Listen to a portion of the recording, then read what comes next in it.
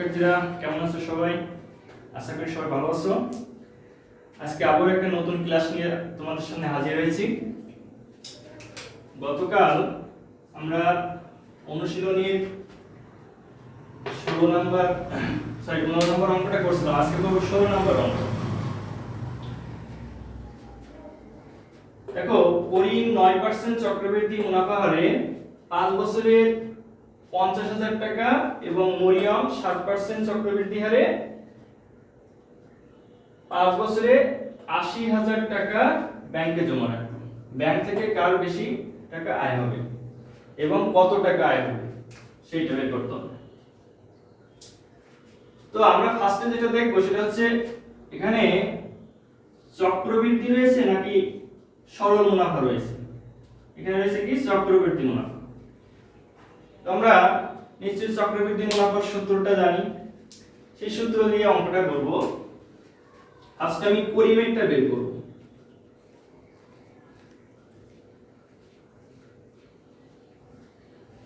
আচ্ছা, আমরা জানি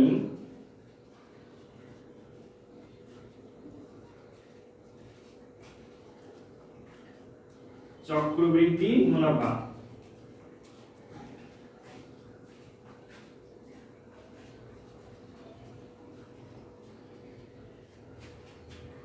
এই সূত্রটা C P * 1 + r to the power n minus 1। এটা হচ্ছে আমার চক্রবৃদ্ধি মুনাফার সূত্র। তো এখানে p এর মানটা কত হবে? এই যে p সমান আসল মূলধন 50,000 টাকা, এখানে লিখবো 50,000 টাকা। আচ্ছা, মুনাফার হার আর এর মান কত? 9%। 9% হবে, তাহলে আমরা এটা যদি কনভার্ট করি তাহলে আসলে 9% সমান 9/100 সমান 0.09। তাহলে মুনাফার হার পাচ্ছি কত? 0.09 বিয়োগ 1। আর সময় n সমান কত? 5 বছর। আচ্ছা, এবার এটা আমরা ফার্স্টে যোগ করব। তাহলে আসছে কত? 1.09 তার পাওয়ার হচ্ছে 5 বিয়োগ 1। এবার যে কাজটা করব সেটা হলো এই 1.09 কে 5 বার গুণ করব। গুণ করে যা হবে তার সাথে আবার 1 বিয়োগ করব। ঠিক আছে? তো তোমরা এটা ক্যালকুলেটরে একটু অঙ্কটা কষে নিবা।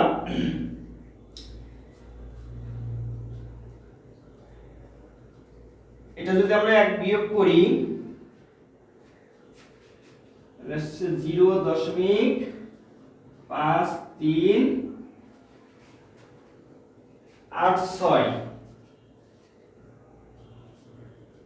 আচ্ছা, এবার এটার সাথে এটা গুণ করো।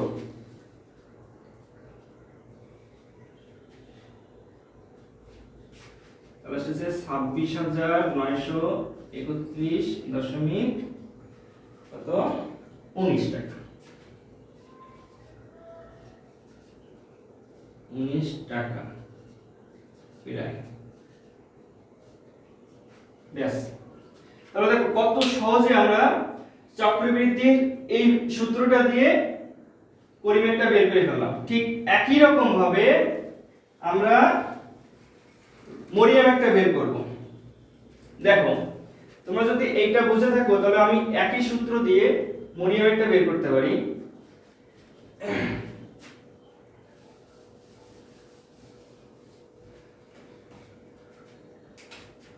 মরিয়মের 7% হারে, তাই তো? ওই সেম বছর 5 বছরে 80,000 টাকা রাখছে।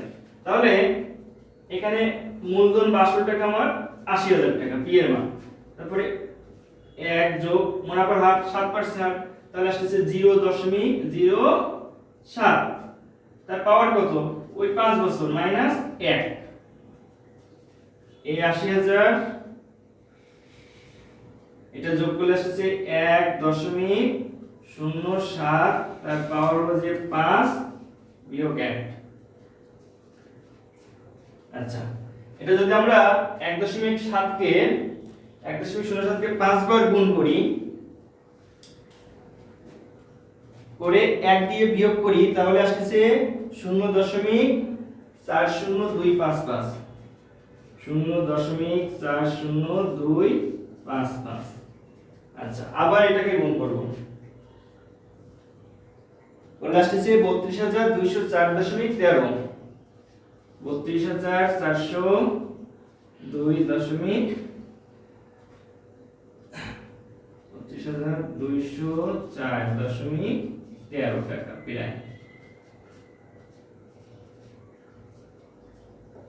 ব্যাস, তাহলে আমাদের এটা বের হলো কার? মরিয়মের। আগে বের করছি করিমের, এবার এটা বের করলাম মরিয়মের, তাই তো? মরিয়মের। এখন যে কাজটা করব সেটা হচ্ছে ব্যাংক থেকে কার বেশি আয় হবে এবং কত টাকা বেশি হবে। তোমরা অবশ্যই বুঝতে পারছো ব্যাংক থেকে কার বেশি হয়েছে। করিমের বেড়েছিল কত টাকা? 26,931 টাকা সামথিং, আর মরিয়মের বেড়েছে 32,204 টাকা সামথিং। তাহলে নিশ্চয়ই মরিয়মের টাকাটা বেশি। তাহলে কত টাকা বেশি এটা বের করতে হলে মরিয়মের থেকে করিমেরটা আমরা কি করব? মাইনাস করব। তাহলে মাইনাস করি এটা, অতএব মরিয়মের টাকা বেশি। কি লিখব? মরিয়মের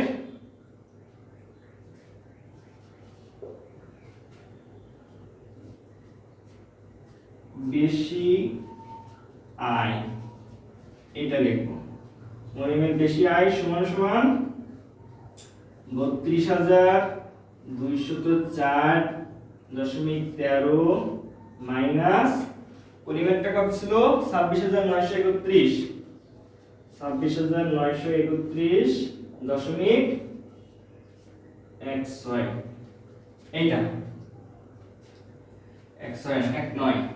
আচ্ছা, এবার এটা যদি আমরা একটু বিয়োগ করি তাহলে দেখো কত আসছে।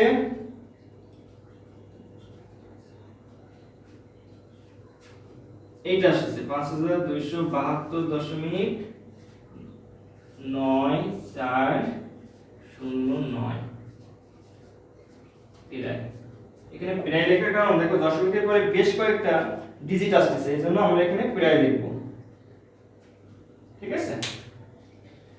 তাহলে আমরা একটা জিনিস মনে রাখবো, যখন চক্রবৃদ্ধি মুনাফা দেওয়া থাকবে, ঠিক আছে, তখন আমরা এই সূত্রটা দিয়ে অঙ্ক করব যে চক্রবৃদ্ধি মুনাফা C = P * 1 + r⁻n - 1। আর যদি মূলধন দেওয়া থাকে ওই সেম, বাট এখানে হবে এই যে -1, এটা হবে না, তখন এই -1টা ওটা চলে যাবে, শুধু P * 1 + r⁻n এইটুকু থাকবে।